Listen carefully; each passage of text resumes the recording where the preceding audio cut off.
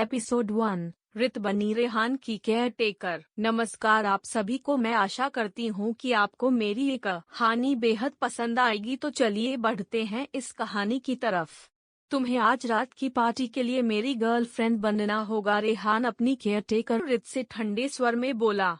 नहीं, हम ये नहीं कर सकते हैं, रित हैरान होते हुए बोली। अगर तुम्हें अपनी जॉब प्यारी है तो तुम्हें ये करना होगा। वैसे तुम्हारे पास दो ऑप्शन है, आज रात की पार्टी में मेरी गर्लफ्रेंड बनो या फिर वापस खुद ब खुद जॉब छोड़कर लखनऊ चली जाओ। बोलो तुम क्या चाहती हो, रेहान रित पर गुस्सा करते हुए कड़क टोन में बोला। रित अपनी आंखें बंद कर धीरे से बोली, ठीक है, हम तैयार है आपकी गर्लफ्रेंड बनने के लिए। इतना बोल रित रेहान को कॉफी देने लगी।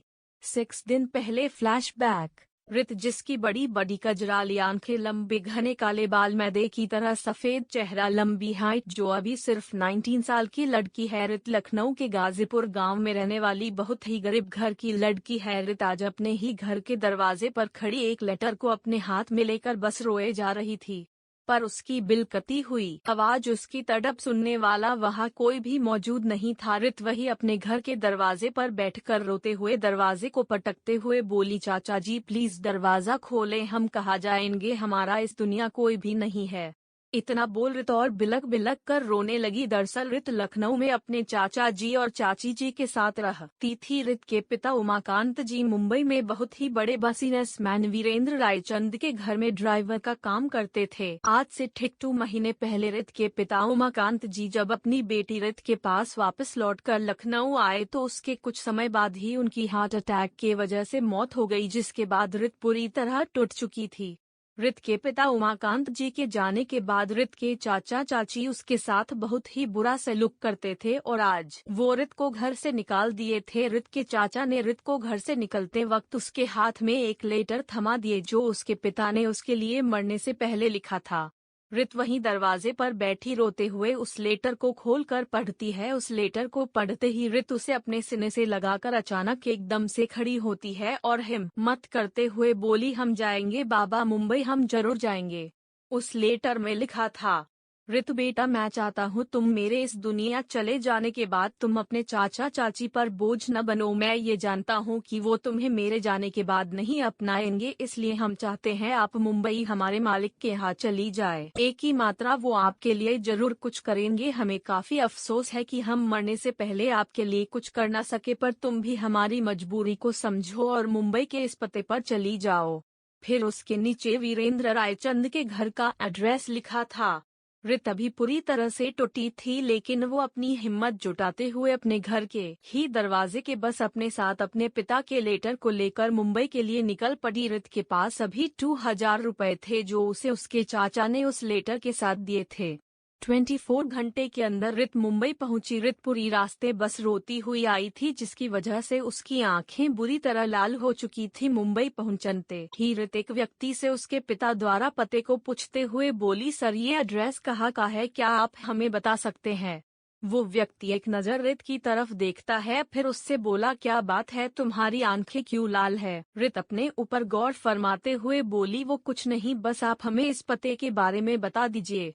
अब रित की बात पर वी व्यक्ति रित को वो एड्रेस के बारे में बता देता है। उसके बाद रित एक रिक्शा वाले को रोकती है, फिर उसमें बैठकर वीरेंद्र रायचंद के घर मतलब रायचंद मेंशन के लिए निकल पड़ी। रित ऑटो में बस अपने ख्यालों में ही गुमसुम सी बैठी थी। लगभग आधे घंटे बाद रित के कान में ऑटो वाले की आवाज पड़ती है, अरे मैडम, अब रिक्शा से उतरोगी या फिर बैठी ही रहोगी। रित के कानों में जैसे ही रिक्शा वाले की आवाज गई वैसे ही वो होश में आई और हड़बड़ाते हुए बोली, सॉरी भाई, हमें ध्यान नहीं रहा। इतना बोल रित रिक्शा से उतर गई और फिर उसे पैसे दे दी। रित के सामने एक बहुत ही बड़ा सा विला था। उस विले के बाहर लगभग 10 से 20 बॉडीगार्ड्स की टाइट सिक्योरिटी है जो वहाँ पहरा दे रहे हैं। उन सिक्योरिटी को देख रित खुद में ही थमते हुए बोली, चल रित चल, तेरी मिट्टी जिंदगी का भी बिज होगा इनके पास। इतना बोल रित अपने दिल में गम और आंखों में आंसू लिए रायचंद विला की तरफ अपने कदम बढ़ा देती है। रित को ऐसे बिना परमिशन या पास के अंदर जाता देख बॉडीगार्ड्स उसे रोकते हुए कड़क लहजे में बोले, तुम कौन हो और अंदर कैसे चली जा रही हो। रित बॉडीगार्ड्स की आवाज सुन वही रुक गई और वो उनके सामने अपने हाथ जोड़ते हुए बोली, देखिए, हमें अंदर जाने दीजिए, हमें सर से मिलना है।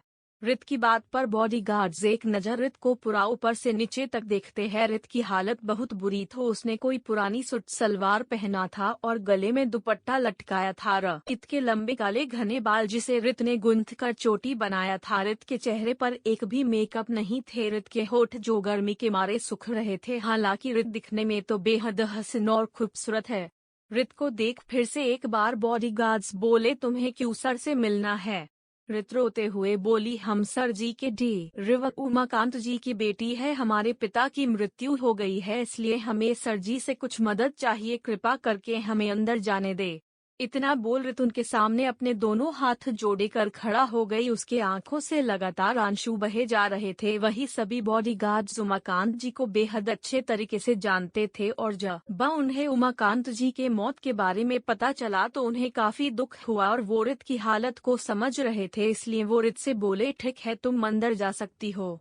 उनके कहते ही रित अपने आंसू पोंछती है और रायचंद विला के अंदर चली जाती है। रायचंद विला में वीरेंद्र जी गार्डन में अपने असिस्टेंट के साथ भूसीन एसएस की मीटिंग्स डिस्कस कर रहे थे। तभी वहां रित अपने आंखों में आंसू लिए पहुंच गई।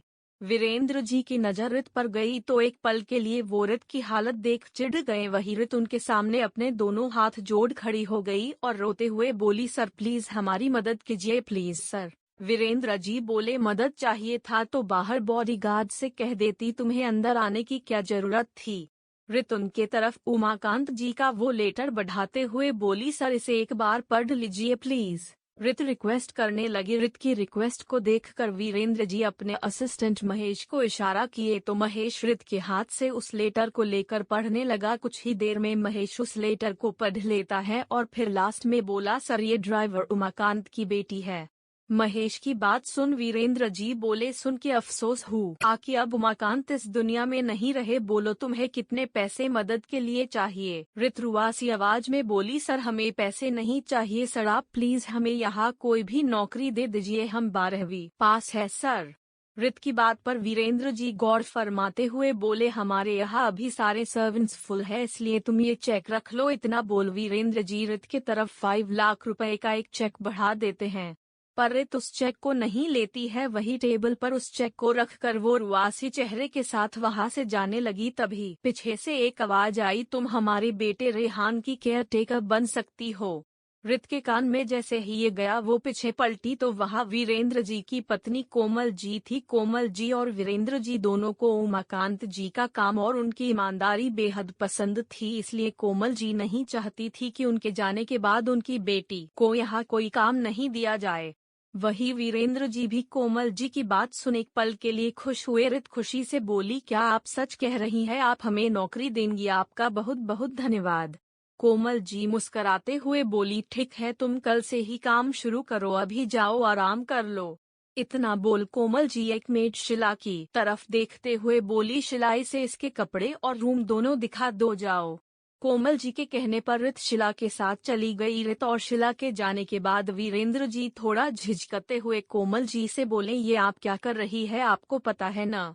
कोमल जी चेयर में बैठते हुए बोली, जी हमें पता है और आपको भी पता होना चाहिए कि डॉक्टर ने हमें रेहान के बारे में क्या कहा था और उसके को कंट्रोल करने का एकमात्र तरीका क्या बताया था।